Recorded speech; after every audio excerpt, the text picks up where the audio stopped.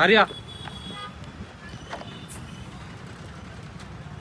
Hello guys, welcome back to my mini vlog. ಇವತ್ತು ನಾನು mummy ಮನೆಯಲ್ಲೇ ಇದ್ದೆ. ಇಲ್ಲಿಂದನೇ ಎದ್ದು ರೆಡಿಯಾಗಿ ಆಫೀಸ್ಗೆ ಹೋಗೋಣ ಅಂತ ಕೂತಿದ್ದೆ. ಸೊ ತುಂಬ ಜನ ಕೇಳ್ತಿದ್ರಿ, ಇವ್ರು ನಿಮ್ಮ ಮಮ್ಮಿನ ಮಧು ಮಮ್ಮಿನ, ನಿಮ್ಮ ಮಮ್ಮಿನ ಮಧು ಮಮ್ಮಿನ ಅಂತ.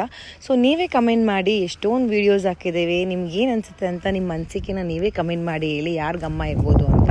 ಆ್ಯಂಡ್ ಆಲ್ಸೋ ತುಂಬ ಜನ ಕೇಳ್ತಿದ್ರಿ, ನೀವು ನೈಟ್ ಯಾವ ಕ್ರೀಮ್ ಯೂಸ್ ಮಾಡೋದು ಅಂತ. ಆ ಲಿಂಕ್ನ ನಾನು ಇಲ್ಲಿ ಕಮೆಂಟಲ್ಲಿ ಪಿನ್ ಮಾಡಿರ್ತೀನಿ, ಚೆಕ್ ಮಾಡ್ಬೋದು.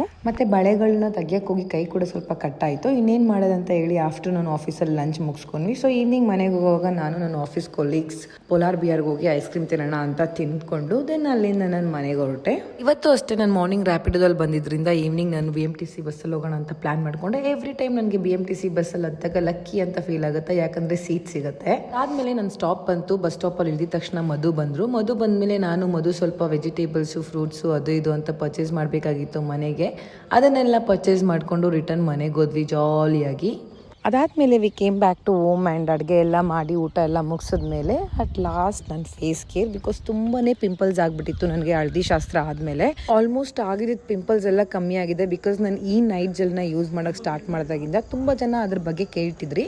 ಅದಕ್ಕೋಸ್ಕರ ಅದ್ರ ರಿಸಲ್ಟ್ ಬಗ್ಗೆ ಕೂಡ ನಿಮಗೆ ಎಕ್ಸ್ಪ್ಲೈನ್ ಮಾಡ್ತಾ ಇದ್ದೀನಿ. ಲೈಫಲ್ಲಿ ಯಾವಾಗಲೂ ಸ್ಕಿನ್ ಕೇರ್ ಮಾಡದೇ ಇದ್ದೋಳು ಇವಾಗ ಸ್ಕಿನ್ ಕೇರ್ ಸ್ಟಾರ್ಟ್ ಮಾಡಿದ್ದೀನಿ, only because I wanted to reduce my pimples.